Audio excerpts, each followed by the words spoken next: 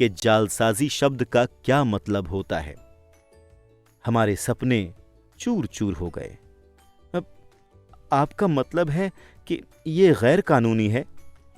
Mic ने कांपती आवाज में पूछा। छोड़ो भी, मेरे डैडी के दोस्त ने कहा।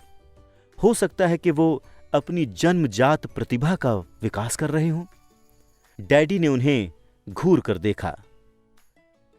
हां, ये गैर कानूनी है, मेरे डैडी ने नरमी से कहा। लेकिन तुम लड़कों ने यह दिखा दिया है कि तुम में बहुत रचनात्मकता और मौलिक विचार हैं। इसी तरह आगे बढ़ते रहो, मुझे तुम पर सचमुच गर्व है। निराश होकर माइक और मैं लगभग 20 मिनट तक खामोशी से बैठे रहे। इसके बाद अपने फैलाए कचरे को साफ करने लगे। पहले ही दिन हमारा कारोबार चौपट हो गया था। चूरे को झाड़ू से साफ करते हुए मैंने माइक की ओर देखा और कहा, मुझे लगता है कि जिमी और उसके दोस्त सही कहते हैं, हम वाकई गरीब हैं। जब मैंने ये बात कही तो मेरे डैडी जा ही रहे थे। उन्होंने कहा, लड़कों, तुम तभी गरीब कहलाओगे जब तुम हार मान लोगे। सबसे महत्वपूर्ण बात यह है कि तुमने कुछ किया है। ज्यादातर लोग अमीर बनने की सिर्फ बातें करते हैं और सपने देखते हैं।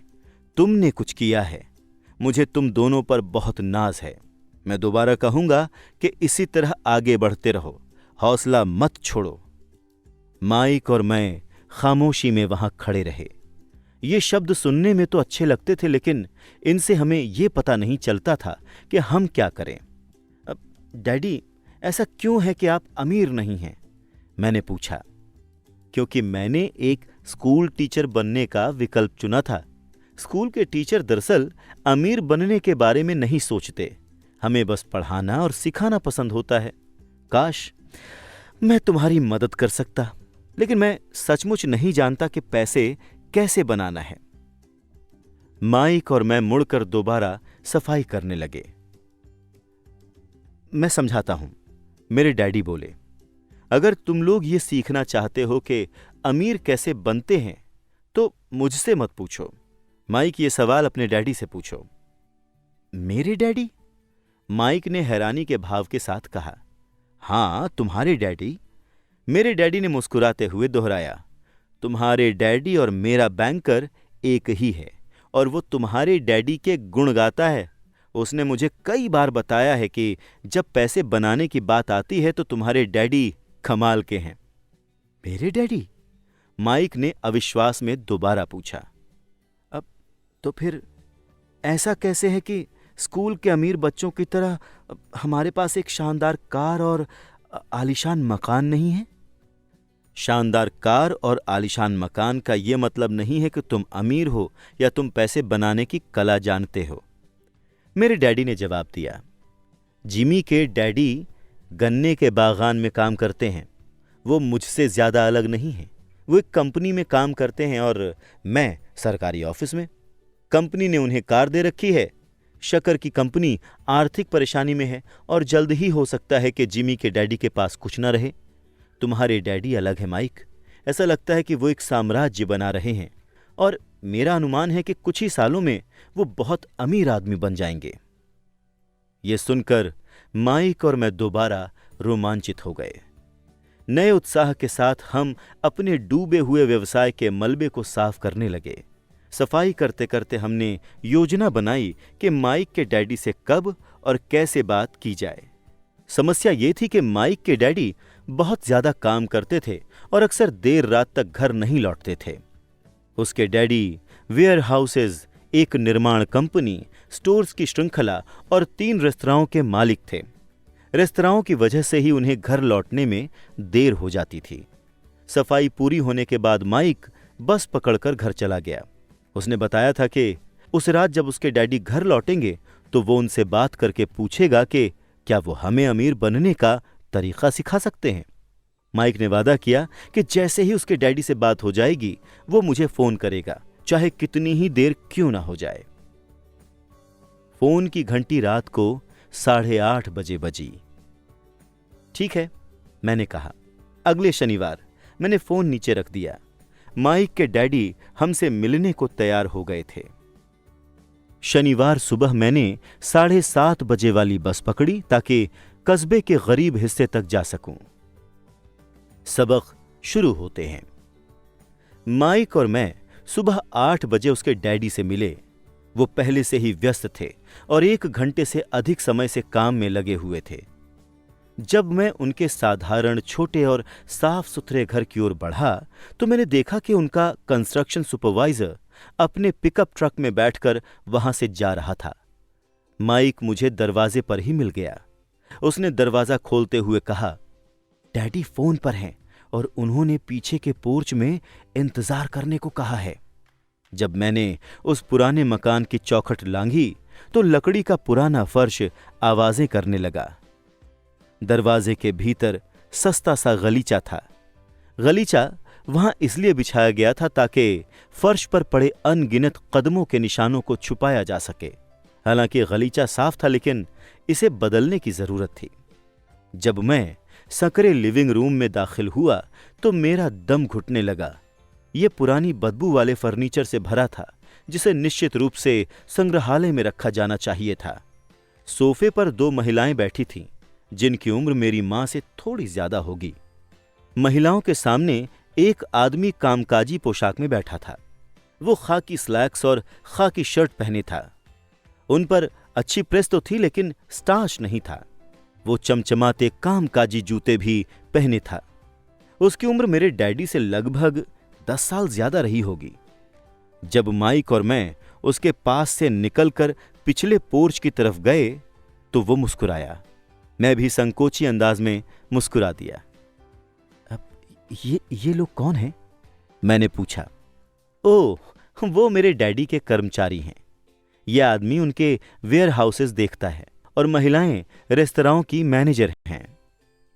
आते समय तुमने उस निर्माण सुपरवाइजर को तो देख ही लिया होगा, जो यहां से 50 मील दूर एक सड़क परियोजना पर काम कर रहा है। उनका दूसरा सुपरवाइजर भी है। वो बहुत से मकान बना रहा है, लेकिन वो तुम्हारे यहां आने से पहले ही जा चुका था। क्या ऐसा हमेशा ही होता है? मैंने पूछा। हमेशा तो नहीं, लेकिन अक्सर होता है, माइक ने मुस्कुराते हुए कहा, जब उसने मेरे बगल में बैठने के लिए एक कुर्सी खींची। माइक बोला, मैंने डैडी से पूछा था कि क्या वो हमें पैसा बनाना सिखाएंगे। ओह, और उन्होंने क्या जवाब दिया?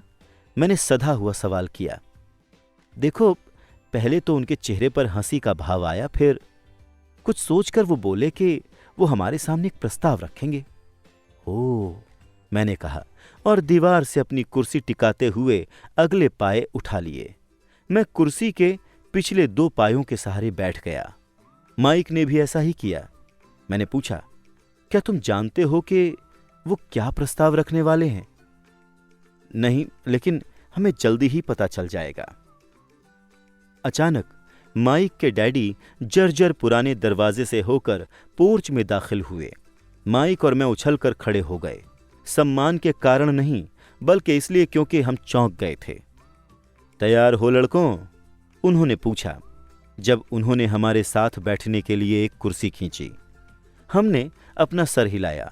फिर हमने अपनी कुर्सियां दीवार से दूर खींची और उन्हें उनके सामने बैठने के लिए सरका लिया। वो लंबे चौड़े थे, लगभग 6 फुट लंबे और 200 पाउंड के। मेरे डैडी ज्यादा लंबे थे, लगभग इतने ही वजन के, और माइक के डैडी से 5 साल ज्यादा बड़े भी। हालांकि उनकी प्रजाति एक नहीं थी, लेकिन वो लगभग एक से ही दिखते थे। शायद उनमें एक जैसी ऊर्जा थी। माइक कहता है कि तुम पैसे बनाना सीखना चाहते हो। क्या यह सही है, रॉबर्ट? मैंने अपना सर जल्दी से हिलाया, लेकिन थोड़े डर के साथ। उनके शब्दों और मुस्कान में बहुत शक्ति थी। ठीक है, तो ये रहा मेरा प्रस्ताव। मैं तुम लोगों को सिखाऊंगा, लेकिन मैं ये काम तुम्हारे क्लासरूम जैसी शैली में नहीं करूंगा। तुम मेरे लिए काम करोगे तो बदले में मैं तुम्हें सिखाऊंगा। तुम मेरे लिए काम नहीं करोगे तो मैं तुम्हें नहीं सिखाऊंगा। तुम्हारे काम करते समय मैं तुम्हें ज्यादा तेजी से सिखा सकता हूं, लेकिन अगर तुम बस बैठकर सुनते रहो जैसा कि तुम स्कूल में करते हो तो मेरा समय बर्बाद होगा। ये मेरा प्रस्ताव है, या तो मान लो वरना छोड़ दो। मैंने पूछा, ओह, क्या मैं फैसला करने से पहले एक सवाल पूछ सकता हूं? नहीं। इसे स्वीकार कर लो या छोड़ दो। मेरे पास इतना ज्यादा काम है कि मैं अपना वक्त बर्बाद नहीं कर सकता। अगर तुम में तुरंत निर्णय लेने की क्षमता नहीं है तो तुम वैसे भी कभी पैसे कमाना नहीं सीख पाओगे। अवसर आते हैं और चले जाते हैं, इसीलिए तुरंत निर्णय लेने की क्षमता एक महत्वपूर्ण योग्यता है। तुमने जैसा चाहा था वैसा अवसर तुम्हारे सामने मौजूद है। अगले 10 सेकंड में या तो तुम्हारी शिक्षा शुरू हो जाएगी या फिर यह हमेशा के लिए खत्म हो जाएगी।